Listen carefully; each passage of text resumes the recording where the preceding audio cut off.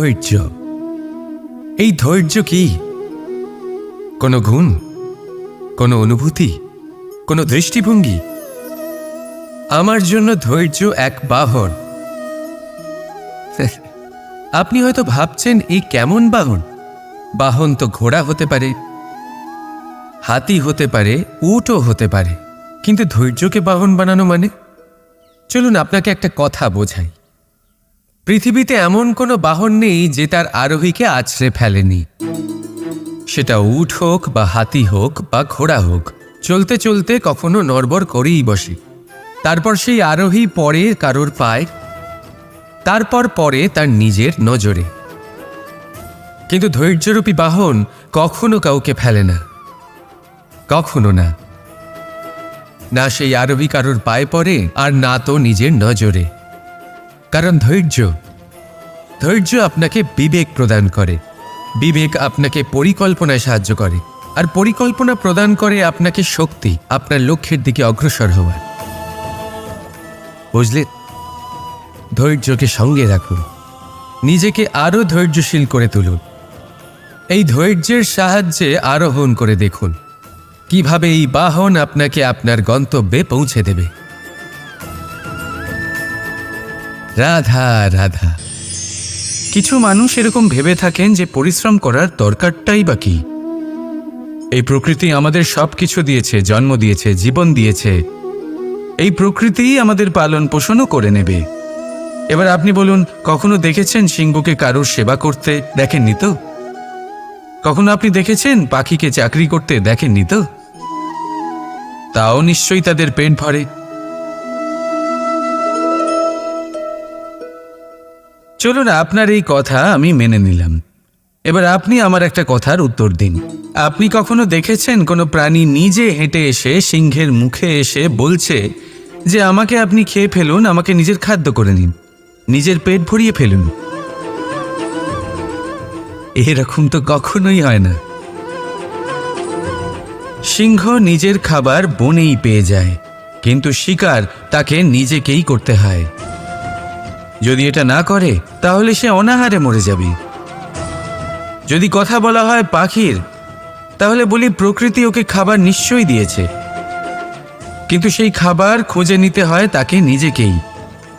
নিজেকে বাঁচিয়ে রাখার জন্য বাসা বানাতে হয় তাকে, যার জন্য অত্যন্ত পরিশ্রম করতে হয়।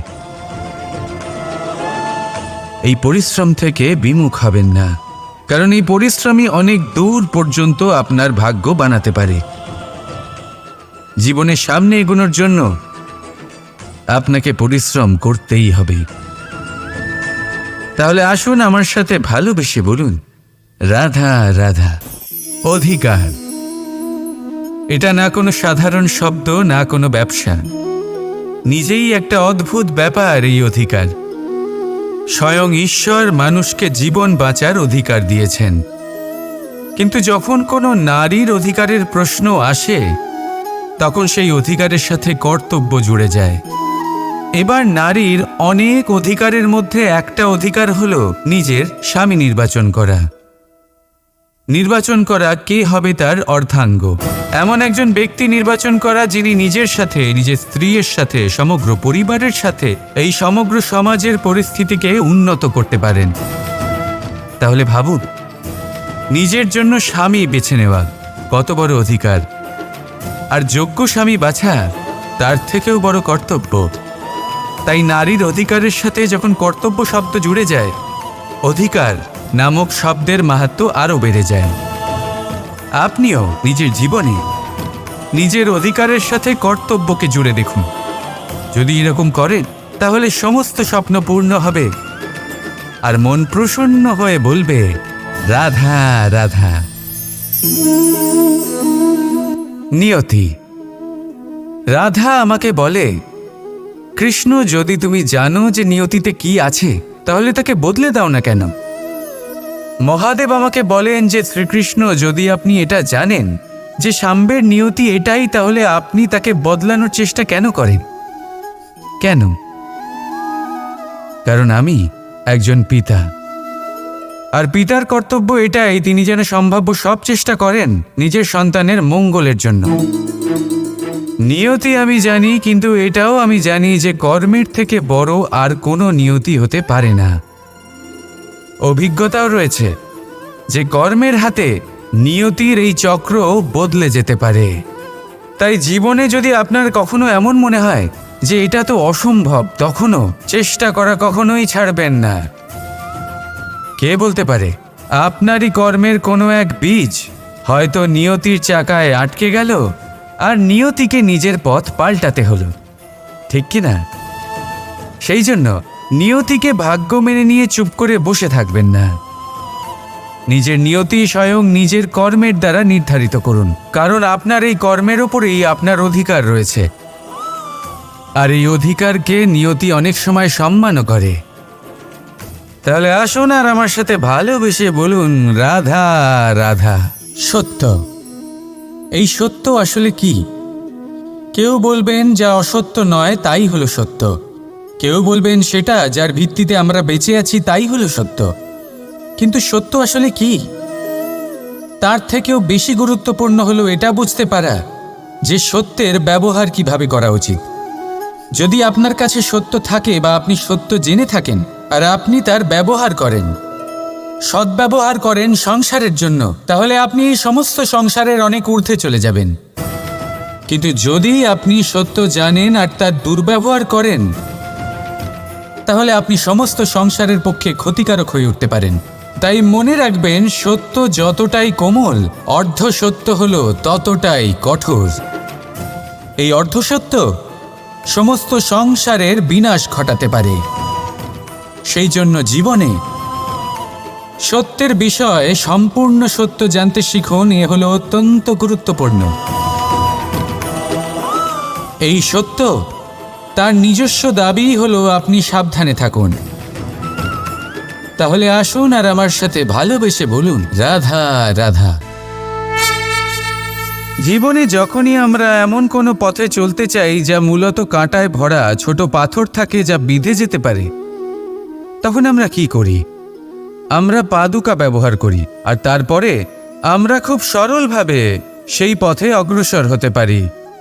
কিন্তু যদি পাদুকা আর পায়ের মাঝে কোনো ছোট পাথরও এসে ফেঁসে যায়, তখন কিন্তু আমরা খুব কোমল পথও পার করতে পারবো না। কিছু বুঝলেন আপনারা? এর সারমর্ম হলো এটাই যে আমরা বাইরের যুদ্ধ জয় করতে পারি, সেখানে সফল হতে পারি, কিন্তু তার থেকেও অনেক বেশি গুরুত্বপূর্ণ আর অনেক বেশি কঠিন অন্তরের যুদ্ধ হয়। অন্তরের সমস্যাগুলি হয় লোভ, মোহ, ক্রোধ, লালসা, ভয়। যদি এইগুলি আপনার মধ্যে থাকে, তাহলে আপনি সংসারের যে কোনো স্তরে পৌঁছতে পারেন, অনেক বড় বড় যুদ্ধ জয় করতে পারেন, কিন্তু আপনি সন্তুষ্টি পাবেন না। তাই সর্বপ্রথম নিজেকে শুধরে নিন, তারপরে এই সংসারকে জয় করুন। তবে তার আগে আমার সাথে ভালোবেসে বলুন, রাধা রাধা। ভোজন। এবার ভোজন সংগ্রহ করার জন্য মানুষ কি না করেন, সবসময় চেষ্টা করতে থাকেন। ফসল উৎপাদনের জন্য অনেক পরিশ্রম করতে থাকেন, কিন্তু অনেক সময় অনেক পরিশ্রম করার পরেও ফসল ভালো উৎপাদন হয় না। এর কারণ কি? কারণ হলো এটাই যে আপনি পরিশ্রম হয়তো অনেক করেছেন, কিন্তু আপনার নজর তো সেই বীজের দিকে ছিলই না যা আপনি রোপণ করেছেন। সেই জন্য সবসময় কোনো বীজ রোপণ করার আগে তাকে পরখ করে দেখুন, তা অত্যন্ত আবশ্যক। আর সেইভাবেই যখনই কোনো কর্মের প্রশ্ন আসে, তাহলে সেখানে শুধুমাত্র পরিশ্রম যথেষ্ট নয়।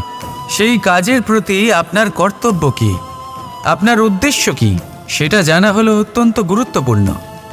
তাই কর্ম করুন, কিন্তু সেই কর্মের প্রতি আপনার যা উদ্দেশ্য তার মাহাত্ম্য বুঝতে চেষ্টা করুন। তাহলে আসুন আমার সাথে ভালোবেসে বলুন, রাধা রাধা। মানুষ, কোনো ব্যক্তির নির্মাণ হয় কিভাবে? কেউ বলবেন পঞ্চতত্ত্বের দ্বারা, কেউ বলবেন আত্মা, দেহ ও চেতনার দ্বারা, কেউ বলবেন ঈশ্বরের কৃপার দ্বারা, তো কেউ বলবেন এই প্রকৃতির পরীক্ষার দ্বারা। না, মানুষের নির্মাণ হয়ে থাকে বিশ্বাস দ্বারা। ব্যক্তি তখনই গড়ে ওঠেন যখন ব্যক্তিত্ব থাকে, ঠিক কিনা? আর ব্যক্তিত্ব তখনই হবে আর সেরকমই হবে যেরকম বিশ্বাস আপনি নিজের উপরে রাখবেন। যদি আপনি মনে করেন আপনি বিষের ন্যায় হবেন, তাহলে আপনি বিষাক্তই হবেন। যদি আপনি এটা মনে করেন যে আপনি অমৃতের ন্যায় হবেন, তাহলে আপনি অমরই হয়ে যাবেন। যদি আপনি নিজের উপরে বিশ্বাস রাখেন যে আপনি সংসারের সব থেকে উঁচু পর্বতের শিখরে পৌঁছতে পারবেন, তাহলে আপনি অবশ্যই পৌঁছবেন। যদি আপনার এরকম মনে হয় যে আপনি এরকম কখনো করতে পারবেন না, তাহলে এরকম কখনোই হবে না। ভেবে দেখবেন, বিশ্বাসের মধ্যেই বিশ্ব বাস করে থাকে, তো আপনার অস্তিত্ব কেন করবে না? যেমন বিশ্বাস আপনি নিজের উপরে রাখবেন, তেমনই আপনি হয়ে উঠবেন। সেই জন্য নিজের উপরে বিশ্বাস রাখুন। আর হ্যাঁ, ভালোবেসে বলুন রাধা রাধা। আপনি কখনো জীবনে সূর্যোদয় দেখেছেন? কত প্রশান্তিদায়ক, কত শক্তিদায়ক হয়। মনের মধ্যে যেন একটা নতুন প্রেরণা দান করে, একটা নতুন উৎসাহ।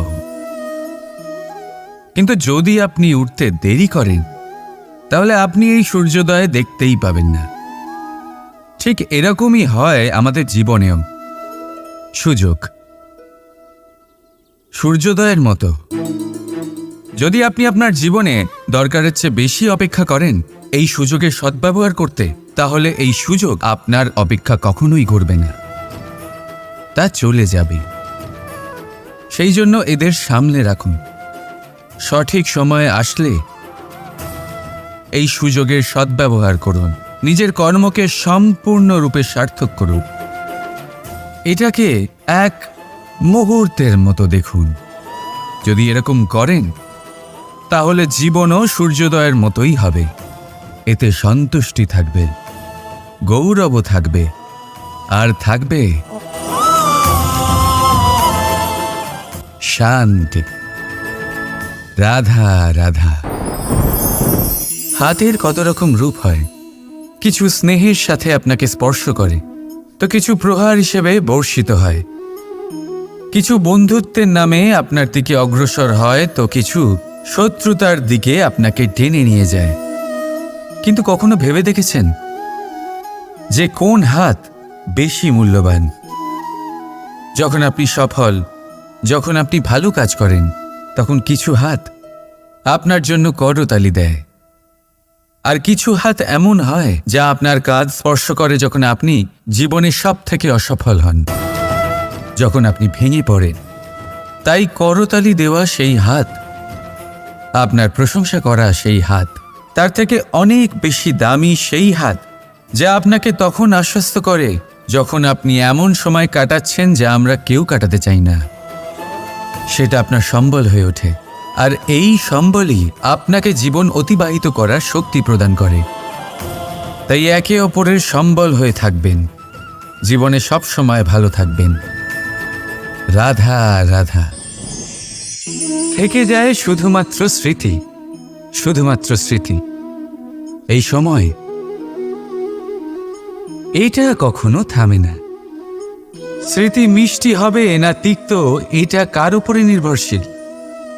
আপনার কর্মফলের সিদ্ধান্তের উপর। যদি আপনি এই জীবনটাকে বুঝতে চান, নিজের ভুলের থেকে কিছু শিখতে চান, তাহলে পিছনে তাকান। আপনার বিগত জীবনের থেকে বড় শিক্ষক এই সংসারে আপনি আর কাউকে পাবেন না। যদি জীবনে বাঁচতে চান, তবে সামনে তাকান। সমস্ত সম্ভাবনা, সমস্ত সুযোগ ওখানেই আছে। যদি নিজেকে শুধরোতে চান, নিজের ভুল সংশোধন করতে চান, মহৎ কিছু করতে চান, তাহলে আগামী সময়ের থেকে ভালো স্থান আর কোথাও পাবেন।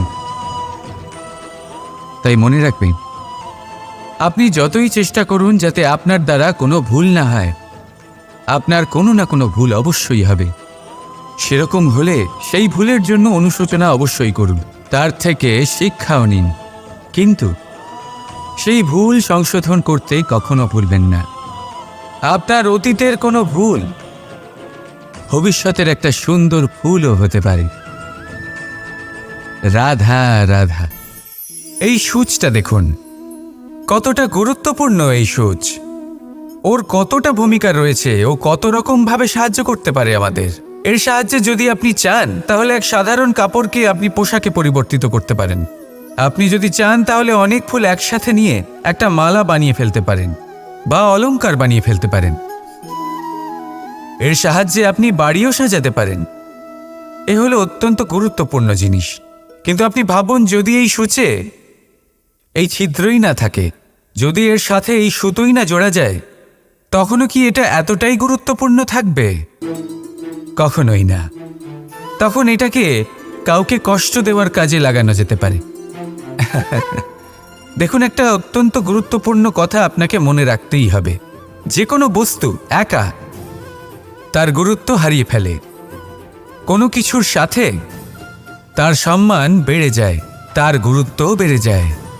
এটা মানুষের ক্ষেত্রেও প্রযোজ্য। যদি আপনি সামনে এগোতে থাকেন এবং একাই এগোতে থাকেন, তাহলে আপনি যাই করে নিন না কেন, আপনি সেই প্রেম, সেই সম্মান, সেই সম্বল পাবেন না। কাউকে নিজের সাথে নিয়ে চলুন, আপনারও মান বাড়বে। কাউকে তার যোগ্য স্থান দিন, আপনারও সম্মান বাড়বে। ঠিক সেইভাবেই যেইভাবে এই সুতোর দ্বারা সূচের সম্মান বাড়ে, আর যেমন প্রেম দ্বারা গুণের মান বেড়ে যায়। তাহলে আসুন আর আমার সাথে ভালোবেসে বলুন, রাধা রাধা।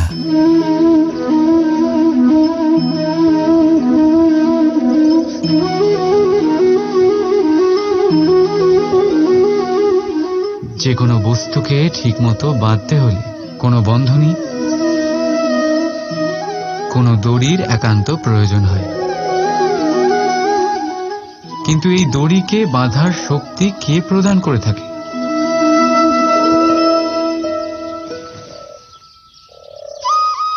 সেই সুতো, যা জুড়ে জুড়ে এই দড়ি তৈরি হয়েছে। এবার বলুন, প্রেমকে কোন দড়ি দিয়ে নিজের সাথে বাঁধবেন আপনি?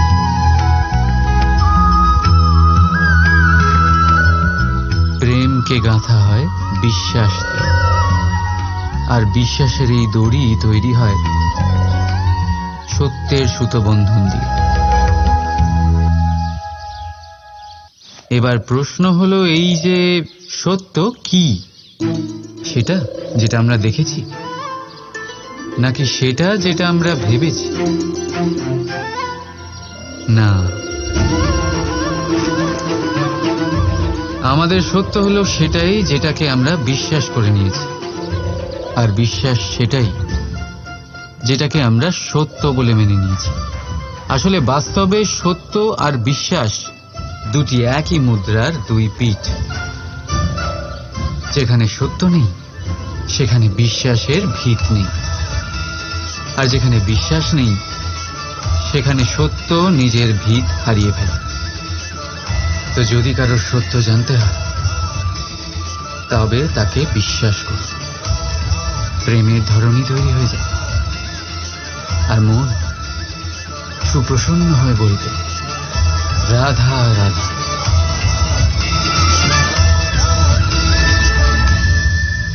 প্রতিদিন সূর্য ওঠার সাথে সাথে জেগে ওঠে কিছু কাহিনী, কিছু সংঘর্ষ, কিছু ইচ্ছে, আর কিছু যাত্রা। কিন্তু সব কাহিনী সম্পন্ন হয় না, সব সংঘর্ষে জয়ী হওয়া যায় না, সব ইচ্ছে পূরণ হয় না, আর কিছু যাত্রাও থেকে যায় অসম্পন্ন। কেন? এখন আপনারা অনেকে বলবেন, প্রয়াস সম্পূর্ণ ছিল না। কেউ মনে করবেন প্রত্যয় দৃঢ় ছিল না, কেউ ক্রুদ্ধ হবেন, তো কেউ এই অসফলতার বোঝা চাপিয়ে দেবেন নিজের ভাগ্যের কাঁধে। কিন্তু এই সব কিছুর কারণ কেবল একটা তত্ত্বের অভাব। অভাব দুটি অক্ষরের, অভাব